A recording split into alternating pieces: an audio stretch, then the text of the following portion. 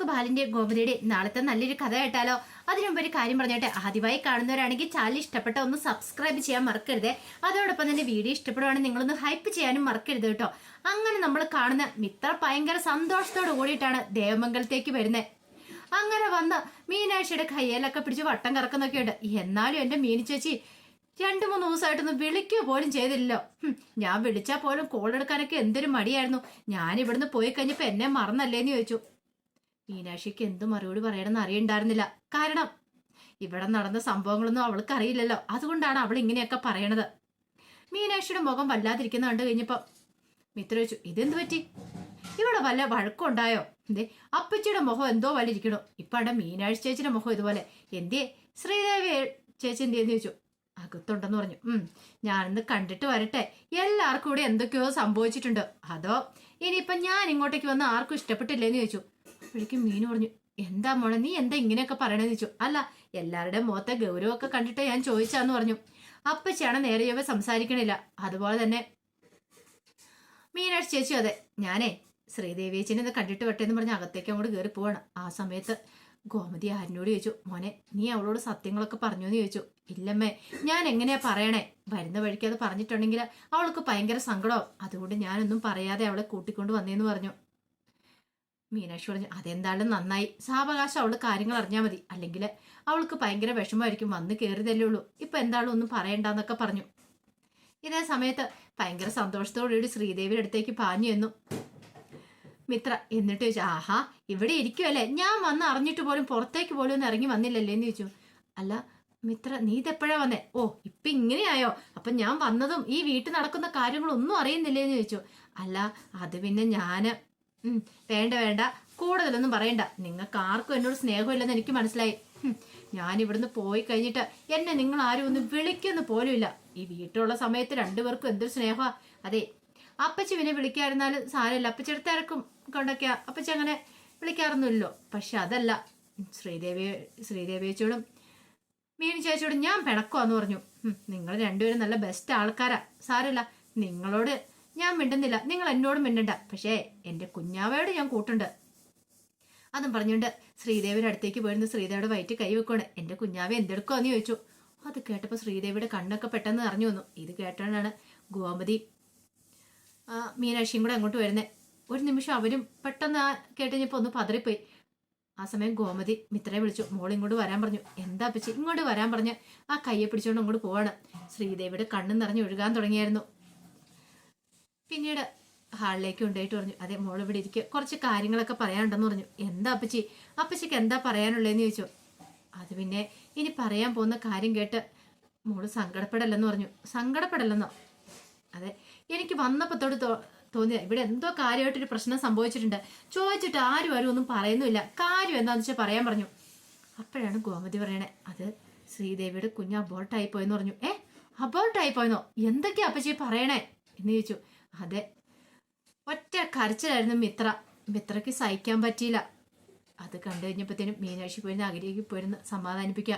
മോളെ നീ കരയല്ലേ, നീ കരഞ്ഞിട്ടുണ്ടെങ്കിൽ ഇനി ശ്രീദേവിച്ചിക്ക് ഒന്നുകൂടെ വിഷമാകത്തുള്ളൂ. അല്ലെങ്കിൽ തന്നെ ശ്രീദേവിച്ചൊക്കെ ആകെപ്പാടെ വിഷമിച്ചിരിക്കുക. ആ സമയത്ത് നീയും കൂടെ കരഞ്ഞു കഴിഞ്ഞിട്ടുണ്ടെങ്കിൽ ആൾക്കൊന്നുകൂടെ സങ്കടമാവില്ലേ? എല്ലാവരും ഒന്ന് സമാധാനപ്പെടുത്തിക്കൊണ്ട് വരുന്നുള്ളൂ. ആ സമയത്ത് നീ ഇങ്ങനെ സങ്കടപ്പെടില്ലെന്ന് ചോദിച്ചു. എന്താ മീനു ചേച്ചി സംഭവിച്ച എന്താന്നൊക്കെ ചോദിച്ചു. അപ്പോഴേക്കും ആര്യം പറഞ്ഞു, വാ എന്ന് പറഞ്ഞുകൊണ്ട് മിത്രയെ കയ്യെ പിടിച്ചുകൊണ്ട് മുറിയിലേക്ക് അങ്ങോട്ട് കൊണ്ടുപോയി. മിത്രയ്ക്ക് സങ്കടം സഹിക്കാൻ പറ്റുന്നുണ്ടായിരുന്നില്ല. മിത്ര ഭയങ്കര കരച്ചിലായിരുന്നു. ആരിനെ ഒരു വിധത്തിൽ സമാധാനിപ്പിക്കുന്നുണ്ടായിരുന്നു. നമ്മൾ ഇത്രമാത്രം വിഷമിക്കുന്നുണ്ട്. അപ്പം ശ്രീദേവി അടുത്തിടെ കാര്യം, ആനന്ദന്റെ കാര്യമൊക്കെ ഒന്ന് ആലോചിച്ച് നോക്കിയേ, അവരെത്രമാത്രം വിഷമിക്കുന്നുണ്ട്. എന്നാലും എന്താ ആര്യ, എന്താ സംഭവിച്ചത് എന്താന്ന് ചോദിച്ചു. ഞാൻ പോകുന്നോടം വരെ ഒരു പ്രശ്നമില്ലായിരുന്നല്ലോ, ഇനി വേറെന്തെങ്കിലും കുഴപ്പമുണ്ടായെന്ന് ചോദിച്ചു. പിന്നീടാണ് ആര്യം പറയണേ, ഇതിനെല്ലാം കാരണം അലോകാന്ന് പറയണേ. അലോകോ? അതെ, അലോകാണില്ല ഇതിനെല്ലാത്തിനും കാരണം. അവനാണ് ഈ പ്രശ്നങ്ങളൊക്കെ ഉണ്ടാക്കിയത്. പിന്നീട് അനുവായിട്ടുള്ള പ്രശ്നത്തെക്കുറിച്ച് എല്ലാം പറയണം. അത് കേട്ട് കഴിഞ്ഞപ്പോൾ മിത്ര ഞെട്ടിപ്പോയി. ആ സമയത്ത് ആര്യം പറഞ്ഞു, നിന്നോട് ഞാനൊരു കാര്യം പറഞ്ഞ് നീ ഓർക്കുന്നുണ്ടോ ഇതിനു മുമ്പ്? ഒരു ദിവസം ഞാൻ വന്നിട്ട് മിത്രയെ പോലെ അല്ല അനുവിനെ പോലെ ഒരാള് അലോകിന്റെ ബൈക്കിന് പിന്നെ ഇരിക്കുന്ന കണ്ടു. അവളാണോന്ന് എനിക്ക് സംശയമുണ്ടെന്ന്. അപ്പൊ നീ എന്താ പറഞ്ഞ? ഒരിക്കലും അങ്ങനെ ആവത്തില്ല, അവര് തമ്മിൽ ശത്രുതയിലല്ലേ, അപ്പൊ എങ്ങനെയാ അങ്ങനെ വരണേന്ന്? അപ്പൊ എന്റെ ഊഹ ശരിയായിരുന്നു. അന്ന് അനുവായിരുന്നു ആ ബൈക്കിന് പിന്നിൽ ഇരുന്നേന്ന് പറഞ്ഞു. അത് കേട്ടപ്പം ഒട്ടും സങ്കടം സഹിക്കാൻ പറ്റിയില്ല. ഈ സമയത്ത് മിത്ര ചോദിച്ചു, എന്നിട്ട് എന്താ ആര്യ, നിങ്ങൾ എന്നോട് എന്താ ഒരു വാക്ക് പോലും പറയാത്ത? ഞാനും കൂടെ വരില്ലായിരുന്നു എന്ന് ചോദിച്ചു.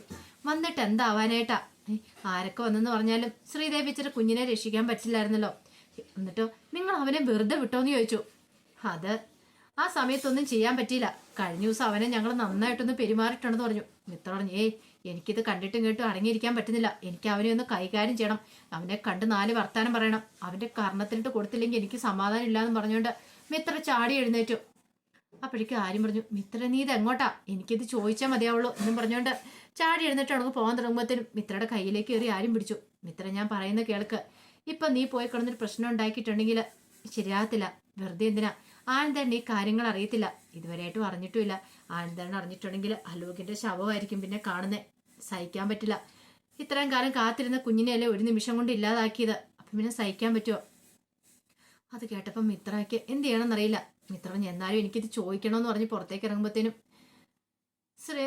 മീനാക്ഷിയും ശ്രീദേവിയൊക്കെ അങ്ങോട്ട് വന്നു. പിന്നീട് ശ്രീദേവി വന്നിട്ട് പറഞ്ഞു, മോളെ ഒരു പ്രശ്നം ഉണ്ടാക്കരുതെന്ന് പറഞ്ഞു. അപ്പോഴേക്കും മിത്ര ചോദിച്ചു, എങ്ങനെ ശ്രീദേവിക്ക് സഹിക്കാൻ പറ്റുമെന്ന് പറഞ്ഞ് ശ്രീദേവിയെ കെട്ടിപ്പിടിച്ച് കരയുവാണ്. ആ സമയത്ത് മീനാക്ഷി മിത്രയോട് പറഞ്ഞു, പോട്ടെ മോളെ, ഇപ്പൊ പകരം ചോദിക്കാനൊന്നും പോണ്ട, അതിനുള്ള അവസരം നമുക്ക് എന്തായാലും കിട്ടുമെന്ന് പറഞ്ഞു. മിത്ര പറഞ്ഞു, എന്നിട്ട് ഇതെല്ലാരും വെറുതെ വിടാനാണ് ഉദ്ദേശിച്ചിരിക്കുന്നത്? അവന്റെ അഹങ്കാരം തീർത്തു വിടണ്ടെന്ന് ചോദിച്ചു. തീർക്കാം, അതിന് സമയം കിട്ടും, പക്ഷെ അതിനുള്ള സമയമല്ല ഇതെന്നൊക്കെ പറഞ്ഞു. ഈ സമയത്ത് ബാലന് ഗോമതി സ്റ്റോഴ്സിലേക്ക് പോകണം. അപ്പൊ കുറെ ദിവസമായിരുന്നു പോയിട്ട്. ബാലന് പുറത്തിറങ്ങാൻ പോലും തോന്നുന്നുണ്ടായിരുന്നില്ല. അങ്ങനെ ചെന്ന് കഴിഞ്ഞപ്പോൾ രാമേണ്ണൻ ഉണ്ടായിരുന്നു.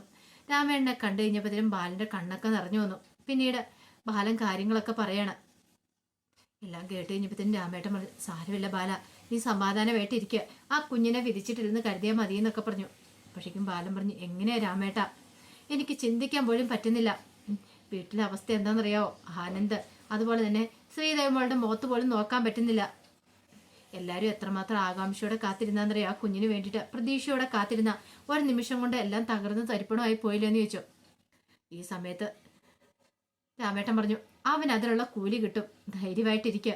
ഇനി അവൻ ഒരു കാരണവശാലും ഇങ്ങനത്തെ പ്രവൃത്തികൾ ചെയ്യരുത്. അതിനുള്ള ശിക്ഷയൊക്കെ ആരിനും ആകാശമൊക്കെ ചേർന്ന് കൊടുത്തിട്ടുണ്ട്. പക്ഷെ അത് പോരാ, എൻ്റെതായ രീതി ഞാൻ അവനെ ഒന്ന് കാണുന്നുണ്ട്. അധികം വൈകാതെ തന്നെ സംഭവിക്കും. ഈ ബാലനാരെന്ന് അവൻ അറിയാൻ പോകുന്നുള്ളൂ. രാമേട്ട, ഒത്തിരി കാലമൊന്നും എനിക്ക് പിടിച്ചിരിക്കാൻ പറ്റില്ല. എൻ്റെ പേരക്കുഞ്ഞിനെ അവനെ ഞാൻ വെറുതെ വിടുമെന്ന് തോന്നുന്നുണ്ടോന്നൊക്കെ ചോദിച്ചു. രാമേട്ടൻ ബാലനെ മാക്സിമം ആശ്വസിപ്പിക്കാൻ ശ്രമിക്കുന്നുണ്ട്. പിന്നീട് ബാലൻ രാത്രി ആയി കഴിഞ്ഞപ്പോഴത്തേനാണ് വീട്ടിലേക്ക് വരുന്നത്. ഈ സമയത്ത് ആനന്ദ് മുറിയിലേക്ക് എന്നപ്പോൾ ശ്രീദേവി ഇരിക്കുന്നുണ്ട്. ശ്രീദേവിയെ കണ്ടു കഴിഞ്ഞപ്പോഴത്തേനും ആനന്ദിന് നല്ല ദേഷ്യമായിരുന്നു. കാരണം ഇപ്പോഴും ആ ദേഷ്യം മാറിയിട്ടുണ്ടായിരുന്നില്ല ശ്രീദേവിയോടുള്ള. ശ്രീദേവി ആനന്ദിന്റെ അടുത്തിട്ട് പറഞ്ഞു, ആനന്ദേട്ടാ, ആനന്ദേട്ടന് എന്നെ ഇഷ്ടമില്ലെങ്കിൽ ഒരു കാര്യം ചെയ്യാം, ഞാൻ എൻ്റെ വീട്ടിൽ പോയി നിന്നോളാം, എനിക്ക് പ്രശ്നമില്ല. ഇപ്പോഴാണ് എന്തെങ്കിലും കാരണം പറഞ്ഞ് ഞാൻ പോയിക്കോളാം. ഇനി ഞാൻ ആനന്ദേട്ടൻ്റെ ജീവിതത്തിൽ ഒരു കരടായിട്ട് നിൽക്കില്ല എന്നൊക്കെ ശ്രീദേവി അവസാനം പറയാണ്. കാരണം സഹിക്കാൻ പറ്റുന്നില്ലായിരുന്നു ആനന്ദിന്റെ ഈ അവഗണന. അത്രമാത്രം ആയിക്കഴിഞ്ഞപ്പോഴാണ് ശ്രീദേവി വാവിട്ട് ആ കാര്യങ്ങളൊക്കെ പറയണേ. അപ്പൊ അതിന്റെ വിശേഷങ്ങളൊക്കെയാണ് നമ്മൾ കാണാൻ പോകുന്നത്. എന്തായാലും മിത്ര അവനിട്ട് കൊടുക്കുക തന്നെ ചെയ്യും. അലോകിന്റെ കർണം അടിച്ചു പൊട്ടിക്കും. ആരൊക്കെ തടഞ്ഞു പറഞ്ഞാലും മിത്രയ്ക്ക് അത് ചെയ്യാതിരിക്കാൻ പറ്റില്ല. അപ്പൊ അതിന്റെ വിശേഷങ്ങൾക്കായി നമുക്ക് എല്ലാവർക്കും കാത്തിരിക്കാട്ടോ. ഒരിക്കൽ കൂടി എല്ലാവർക്കും ശുഭരാത്രി നേർന്നുകൊണ്ട് നിർത്തുന്നു.